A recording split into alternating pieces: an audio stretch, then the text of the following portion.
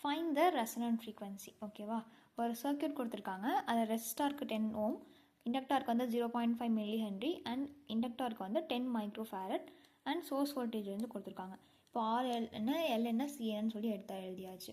இப்போது நமக்கு தெரியும் இண்டக்டார் மில்லினா 10⁻³ மியூ அப்படின்னா 10⁻6 அப்படின்னு தெரியும். ஓகேவா, இப்போ நமக்கு ரெசனன்ட் ஃப்ரீக்வன்சி தான் கொஸ்டினில் கண்டுபிடிக்க சொல்லியிருக்காங்க. இப்போ ரெசனன்ட் ஃப்ரீக்வன்சியோட ஃபார்முலா வந்து 1/2π√LC. 1/2π வந்து அப்படியே வச்சுட்டோம். √L வந்து 0.5 × 10⁻³ இருக்கா, சப்ஸ்டியூட் பண்ணியாச்சு. சியோட வேல்யூ சப்ஸ்டியூட் பண்ணியாச்சு.